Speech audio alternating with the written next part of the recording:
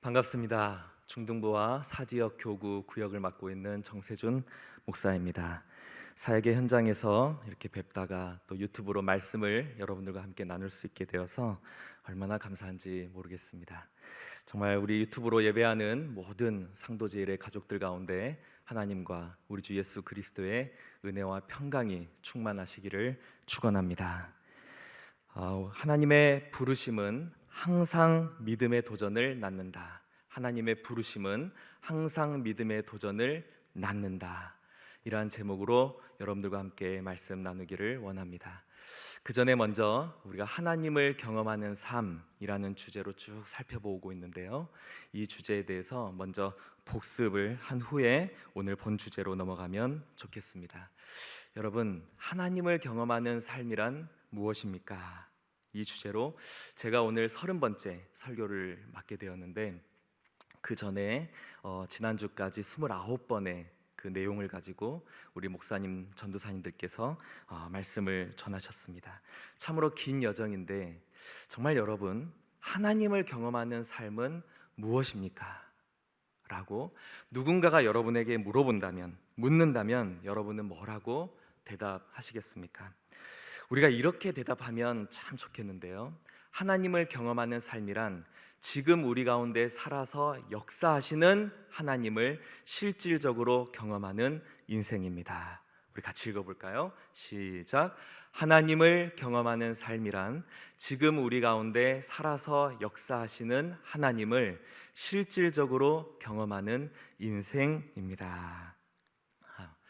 하나님은 실질적으로 우리 가운데에서 우리와 관계를 맺고 일하고 계십니다. 우리를 초대하시죠. 그분은 죽은 분이 아니시고 책 속에 갇혀 계신 분이 아니시고 과거 성경시대 때는 일하셨으나 지금은 일하시지 않고 팔짱 끼고 바라만 보는 분도 아니십니다.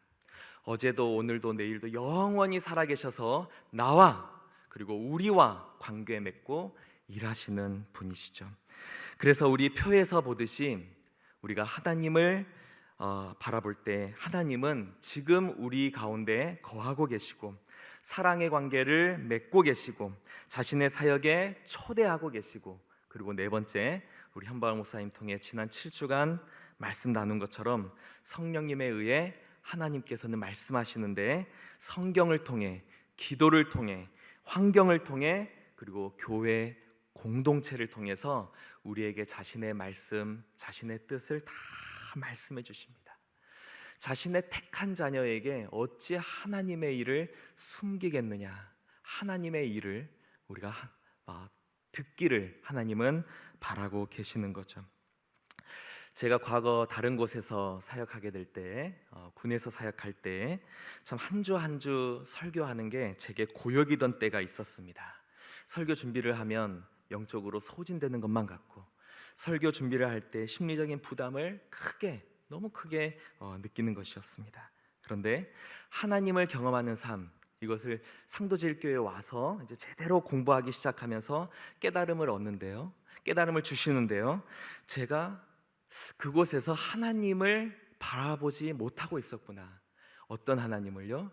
살아계신 하나님, 그곳 가운데에서 먼저 일하고 계시고 나를 초대하시고 그래서 나를 통해 일하기를 원하시는 그 하나님을 전혀 바라보지 못하고 있었습니다. 어쩌면 사람만 바라보고 있었는지도 모르겠습니다.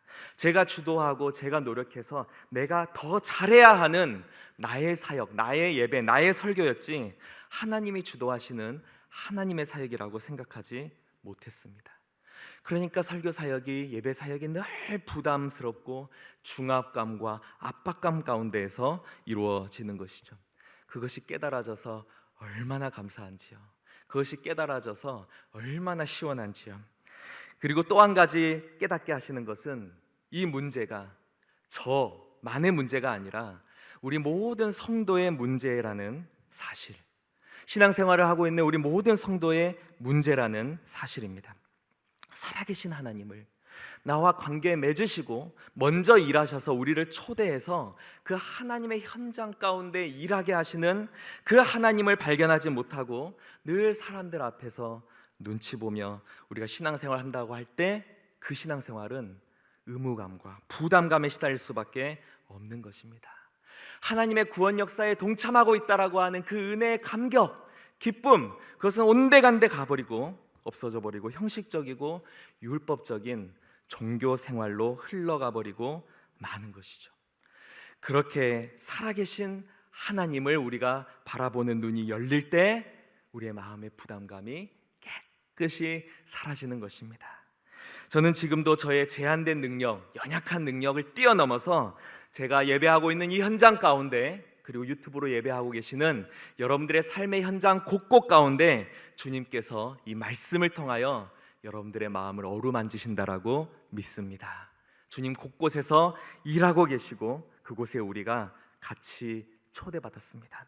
그렇게 우리 가운데 살아계신 하나님의 역사하심 가운데 동참할 때 우리의 마음의 감격이 되살아나는 것이고요, 영적인 공허함, 부담감, 압박감은 다 사라지고 은혜의 감격과 기쁨이 회복되는 것입니다.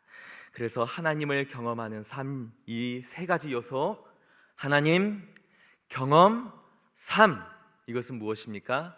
바로 성도의 파워, 힘이 되는 것이죠. 하루하루를 살아가게 하는 놀라운 능력이 되는 것입니다. 하나님, 어떤 하나님이시죠? 바로 살아서 역사하시는 하나님이시고요. 경험, 어떤 경험입니까? 지금 우리를 초대해 주시고 그 초대에 우리가 동참하는 경험이고요. 삶, 어떤 삶입니까?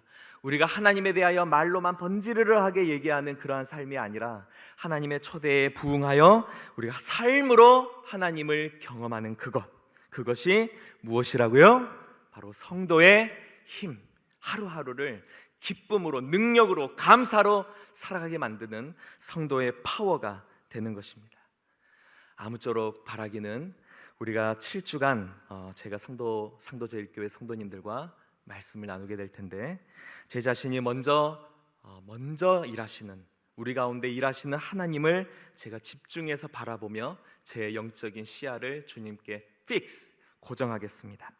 여러분 또한 이 말씀의 예배 가운데 하나님의 일하심에 대하여 기대감을 가지시고 우리의 영적인 지평을 활짝 열어주실 그 하나님에 대하여 기대함으로 주님과 동행하며 나가시기를 축복합니다. 저는 이 하나님을 경험하는 삶, 다섯 번째 실제인 믿음의 도전에 대해서 말씀 나누기를 원합니다. 핵심 메시지는 다음과 같습니다. 우리 같이 한번 읽어볼까요? 시작. 하나님의 부르심은 항상 믿음의 도전을 낳습니다. 하나님은 우리에게 믿음을 요구하시고 믿음은 반드시 행동으로 드러납니다. 믿음으로 사는 것은 어려운 일이지만 믿음이 없이는 하나님을 기쁘시게 할 수 없습니다. 우리가 오늘 읽은 마태복음 14장 이 이야기는 무리를 걸으신 예수님의 이야기, 정말 모두가 너무나 잘 아는 이야기입니다. 제자들이 탄 배가 갈릴리 호수를 지나갈 때 큰 풍랑, 예고 없이 불어오는 그 풍랑을 만났습니다. 이 폭풍우 속에 배가 뒤집힐 것만 같은 상황이 되었습니다. 이것은 우리의 인생을 말하는 것이죠. 고통, 고해, 시련으로 가득 찬 우리의 인생입니다. 고난의 상황, 이를 악물고 버텨야만 하는 상황, 남은 것 하나라도 잃지 않게 악착같이 붙잡고 있어야 하는 그러한 고통스러운 상황을 보여주고 있습니다. 그런데 그때 어디선가 저 멀리 물 위를 걸어오는 한 남자가 있으니 누굽니까? 제자들은 귀신이 나타났다, 귀신이다 라고 생각하며 비명을 지르며 야단법석을 떨었지만 그분은 바로 예수 그리스도이셨습니다. 예수님께서 물 위를 걸어오셔서 밤새 풍랑으로 고생한 제자들을 위로하시고 안심시켜 주시고 진정시켜 주십니다. 그런데 다음 장면이 바로 성령께서 우리 마음의 문을 두드리시는 말씀입니다. 28절, 29절 우리 함께 읽습니다. 베드로가 대답하여 이르되 주여, 만일 주님이시거든 나를 명하사 물 위로 오라 하소서 하니, 오라 하시니 베드로가 배에서 내려 물 위로 걸어서 예수께로 가되. 바로 이것입니다. 예수님께서 물 위를 걸어 제자들에게 다가오셨을 때 그 자체가, 예수님이 물 위를 걸어오시는 것 그 자체가 제자들을 향한 믿음의 도전이 되었습니다. 예수님의 위로만 받고 안심하라, 그 예수님의 평안함을 누리며 물 위를 걷는 기적을 내려놓고 가만히 있을 것인지, 아니면 배 밖으로 나가서 예수님과 같이 랍비 되시고 스승 되시고 주님 되시는 그 주님의 제자답게 주님과 더불어서 물 위를 걷는 기적을 경험할 것인지 그들은 선택해야 합니다. 그 믿음의 도전이 그들을 찾아온 것입니다. 물 위를 걷는 것, 불가능한 일이죠. 그러나 예수님은 그 불가능한 일을 하셨습니다. 그리고 베드로에게 그 일을 해보라고 말씀하고 계십니다. 믿음이 없이는 할 수 없는 그 일을 베드로는 믿음을 가지고 한 발 내디뎠습니다. 그리고 놀랍게도 물 위에 섰고 걸었습니다. 그러나 그 세찬 풍랑을 보고 그의 발이 빠졌고 그가 빠져들어가고 있을 그때 예수님은 즉시 베드로의 손을 붙잡으셨습니다. 그리고 믿음이 작은 자여, 왜 의심하느냐라고 말씀하시며 그를 건져 주셨죠. 비록 실패하였을지라도, 비록 부족하였을지라도 배 밖을 나간 그 베드로의 믿음은 정말 놀라운 것이었고요. 예수님의 말씀에 순종한 것이었고요. 바로 하나님을 기쁘시게 하는 온전한 믿음입니다. 그 믿음은 무엇입니까? 물 위를 어떻게 걸어요? 상식적으로는 불가능해 보이지만, 그러나 예수님 때문에 가능하다고 하는 그 믿음, 우리가 세상 사람들이 다 안 된다라고, 못한다라고 대부분의 사람들이 부정적으로 보는 그 상황 가운데에서도 내가 예수님 때문에, 예수님으로 인하여서 할 수 있다라고 하는 믿음, 그 믿음입니다. 여기 배 밖을 나선 베드로의 그 온전한 믿음이 있는가 하면, 그러나 한편에는 배 안에 머문 11 제자의 연약한 믿음도 있는 것이죠. 또 그들의 믿음도 있는 것이죠. 야, 예수님이 물 위를 걸으셨어. 와, 정말 대단하다. 굉장한데? 놀라워. 충격과 감동을 받았습니다. 그러나 그 이상은 없었습니다. 아무 일도 하지 않았고, 그래서 아무 일도 일어나지 않았습니다. 어쩌면 그들은 배 밖으로 뛰쳐나가는 베드로를 보면서 이렇게 말했을지도 모릅니다. 굳이 뭘 저렇게까지. 많은 그리스도인들이 베드로와 같은 그 믿음의 도약을 하는 사람을 보면서 하는 말이 있습니다. 너무 극단적이야. 쟤 너무 극단적이야. 세상적으로 볼 때 전혀 하지 않아도 되는 일을, 할 필요가 없는 일들을 왜 하는 거지? 뭐 때문에 하는 것이지? 다윗도 골리앗을 치러 나가겠다라고 할 때 사람들은 말했습니다. 굳이? 형들이 말했습니다. 왜 너가? 나병 환자 10명이 예수님께 나와왔을 때 예수님 그들을 고쳐주셨고, 돌아가는 길 가운데 그 10명 중 단 한 명이 예수님께 감사드리기 위하여 유턴하여 발걸음을 돌려 예수님께 나왔을 때, 그때 발걸음을 돌렸을 그때 사람들은 말했을 것입니다. 유난 떤다고, 오버하지 말라고. 그렇게 연약한 믿음은 온전한 믿음, 진짜 믿음을 조롱하죠. 신앙생활 조용히 좀 하자, 조용히 신앙생활 하자라고 말합니다. 태양의 후예라고 하는 화제 드라마가 있었잖아요. 그 드라마에 이런 대사가 있었습니다. 연애라는 게 원래 내가 해도 되는 것을 굳이 상대방이 해주는 겁니다. 여러분 동감이 되십니까? 사랑하면요, 혼자 해도 이렇게 매도 되는 스카프를 상대방이 굳이 매주고, 혼자 잘 알아서 먹을 수 있는데 굳이 고기를 한 점 얹어주고, 그렇게 안 해도 되는데 굳이 하게 되는 것입니다. 주변 사람들의 핀잔도 받고 눈총도 받고 하지만 마음에 사그라지지 않는 갈망이 있기 때문에 하게 되는 일들이 있습니다. 사랑하기 때문에 하게 되는 그러한 일들이 있습니다.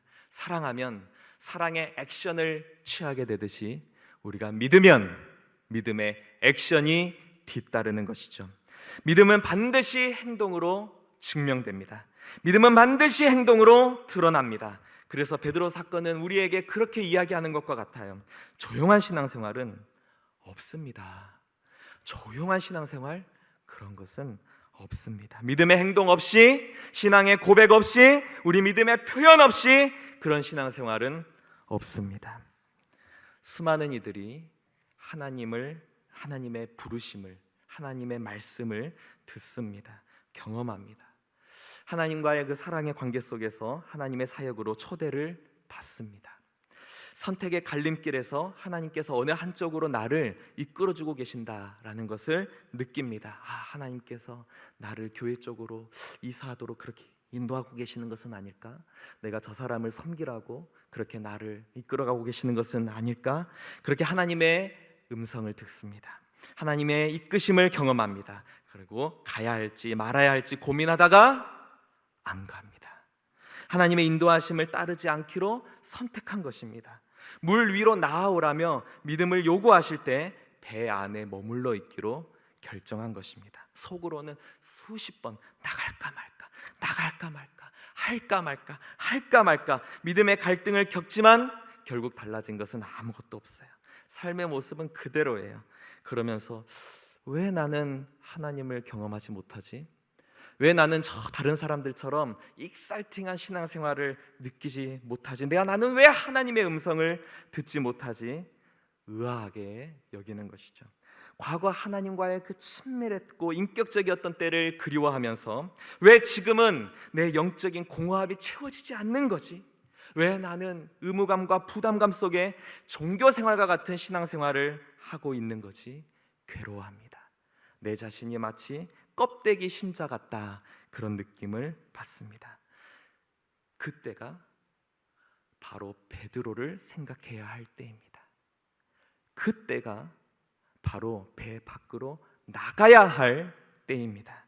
믿음의 행동을 보여야 할 때입니다. 조롱하는 소리, 반대하는 소리 무릅쓰고 굳이 저렇게까지 너무 극단적이야, 그런 소리 무시하고 우리가 순간의 풍랑에 발이 빠진다 할지라도, 넘어진다 할지라도, 그것이 두렵다 할지라도, 그래서 한 번 무리로 나온 인생을 주님 결코 붙잡고 놓지 않으신다라는 그 믿음 가지고 나아가는 것이죠. 주님이 서게 해주시니까요. 여러분, 이것이 바로 우리가 연약한 믿음에서 온전한 믿음으로 전환되어지는 터닝 포인트입니다. 믿음의 도전, 믿음의 갈등은 무엇입니까? 바로 믿음의 터닝 포인트, 전환점이 되는 것이고 믿음의 도약하는 널뛰기가 되는 것입니다. 이것이 하나님을 기쁘시게 하는 온전한 믿음의 소유자로 우리를 성장시키는 것입니다. 나약한 믿음, 우리 흔들리는 믿음에서 우리가 이제 온전한 믿음으로 나아가는 의무적인 종교생활, 부담스러운 종교생활에서 이제는 기쁨과 감격의 신앙의 생활로 나아가게 되는 전환점인 것이죠. 성경에 그러한 믿음의 도전에 참여했던 구름같이 허다한 수많은 증인들의 이야기가 등장하고 있습니다. 그것을 7주간 살펴보며 우리의 믿음의 도전의 과제가 무엇인지를 하나하나 짚어가기를 소망합니다. 여러분 기대되시죠? 여러분 기대되십니까? 너무나 큰 기대와 우리가 감격으로 그 시간들을 맞이하기를 소망합니다.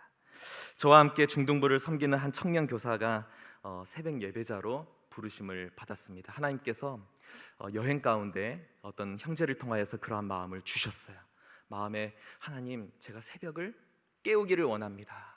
그렇게 하나님께서 불러주시는 마음 가운데 매일 새벽을 드리겠다, 새벽 기도를 올려드리겠다, 그렇게 믿음의 도전 가운데 결단한 것이죠. 여러분, 새벽을 깨우려면 정말 쉽지 않습니다. 밤의 문화에 익숙한 20대 팔팔한 그 청년이 새벽 기도를 한다는 것 정말 쉽지 않은 일이죠. 밤에 게임하자고 하는 그 친구들의 뱀 같은 유혹을 잘라내야 되는 것입니다. 야식의 유혹을 끊어내야 하는 것입니다.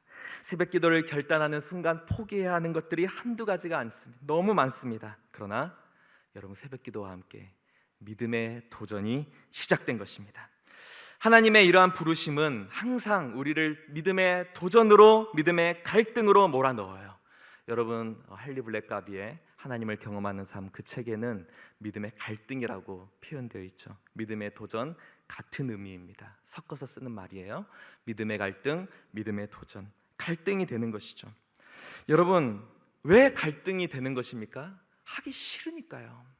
새벽기도 하기 싫고요, 하나님의 말씀을 따라서 정말 모세와 같이 민족의 지도자로 나아가는 거 하기 싫고요, 두렵고요, 못할 것 같고요. 왜죠?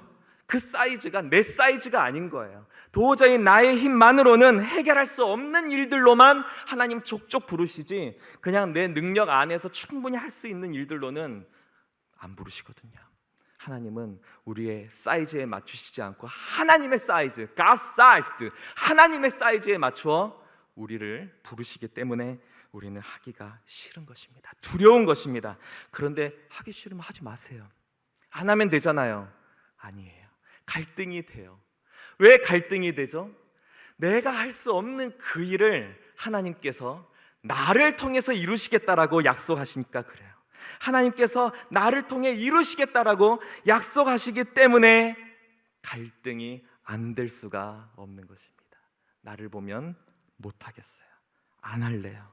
그런데 하나님을 바라보면 해야죠. 하나님 그렇게 약속하시는데 하나님 기대함 가운데 나아가기를 소망합니다. 바로 이 지점에서 하나님은 우리에게 바로 믿음을 요구하시는 것입니다. 보이지 않는 것들의 증거, 바라는 것들의 실상이 되는 믿음을 우리에게 요구하세요. 우리로서는 가당치도 않은 일인데 하나님께서는 그 일들을 이루시리라, 그것을 믿으라. 나를 통해 이루시리라는 그 말씀을 믿으라. 의심하지 말고 믿으라. 끝까지 믿으라. 제쳐되는 풍랑에 너 한눈 팔지 말고 끝까지 주님 한 분만을 바라보면서 믿으라. 믿으라. 끝까지 믿으라. 믿음을 요구하십니다. 그리고 너의 심장에 비수처럼 꽂힌 그 메시지가 있다면, 그 하나님의 말씀이 있다면, 성경을 통해, 기도를 통해, 환경을 통해, 교회 공동체를 통해 들려온 하나님의 말씀과 부르심이 있다면 가서 행하라. 내 믿음을 세상에 보여라. Show me the money가 아니라 Show me your faith. 너의 믿음을 보여주어라. 하나님의 말씀입니다. 여러분, 결론을 맺으려고 합니다. 오늘 우리가 나눴던 내용, 그리고 이제 우리가 오늘을 포함해서 앞으로 7주 동안 함께 쭉 다루려고 하는 내용은 다음과 같습니다. 우리 같이 다시 한번 같이 읽어볼까요? 시작. 하나님의 부르심은 항상 믿음의 도전을 낳습니다. 하나님은 우리에게 믿음을 요구하시고 믿음은 반드시 행동으로 드러납니다. 믿음으로 사는 것은 어려운 일이지만 믿음이 없이는 하나님을 기쁘시게 할 수 없습니다. 우리가 다음 주부터는 우리 신앙생활에 구체적으로 어떤 믿음의 도전들이 있는지를 함께 쭉 살펴보고자 합니다. 설교를 준비하면서 성령님께서 제 마음에 계속적으로 던지시는 질문이 있죠. 우리 모두에게 주시는 그런 성령의 질문일 것입니다. 너는 바다 위를 걸어오신 예수님을 보고도 배 안에 그대로 앉아있던 11제자가 되고 싶냐? 아니면 배에서 물로 뛰어내려 바다를 걸어보고자 했던 베드로가 되고 싶으냐? 지금 우리가 코로나 상황 속에서 이렇게 비대면 유튜브 예배를 드리고 있다는 것 자체가 사실은 엄청난 믿음의 도전이죠. 풍랑이 이는 것과 같은 상황이죠. 많은 제약과 제한 사항이 있고 아무것도 할 수 없는 것처럼 느껴지는 이 상황 안에서 이 풍랑이 몰아치는 그 바닷가, 인생의 고통 가운데에서 너는 배 안에 그대로 있던 11제자냐? 아니면 그 풍랑에도 불구하고 물 위로 뛰어나와 예수 그리스도와 함께 물 위를 걸었던 베드로냐? 성령께서 물으십니다. 우리가 처음부터 강한 믿음을 가지고 태어난 사람은 아무도 없습니다. 하나님께서 아브라함과 같이, 베드로와 같이, 사도 바울과 같이 모두 작은 연단의 과정을 통해 그 믿음을 하나씩 키워 가시는 줄로 믿습니다. 여러분, 베드로가 물 위를 걷다가 빠진 것처럼 우리도 빠질 수 있습니다. 넘어집니다. 낙심할 수 있습니다. 그러나 걱정하지 마십시오. 주님은 붙들고 기도하며 나아가고 주님께서 그 우리의 손을 붙들고 일으켜 구원해 주심을 우리 성경을 통해 증거받고 있습니다. 온전한 믿음을 향하여 걸어 나아갈 수 있도록 예수님께서 우리와 동행하여 주신다 약속하십니다. 부족한 종을 통해 7주간 믿음의 도전, 이 메시지를 깊이 있게 나누는 우리 여정 함께 떠나고자 할 때, 우리 모두 하나님께서 정말 기뻐하시는, 하나님을 기쁘시게 하여 드리고 우리 주인의 마음을 시원하게 하여 드리는 그런 온전한 믿음의 소유자로 우리 함께 변화받을 수 있기를 우리 주님의 이름으로 축원합니다. 기도하겠습니다.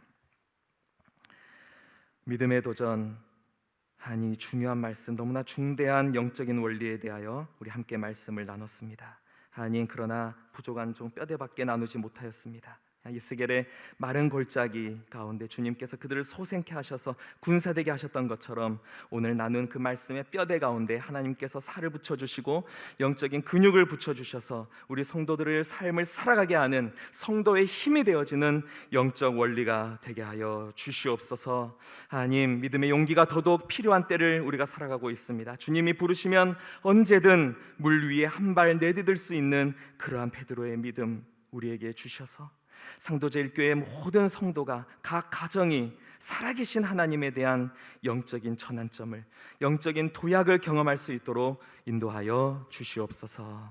우리 주 예수 그리스도의 이름으로 기도합니다. 아멘.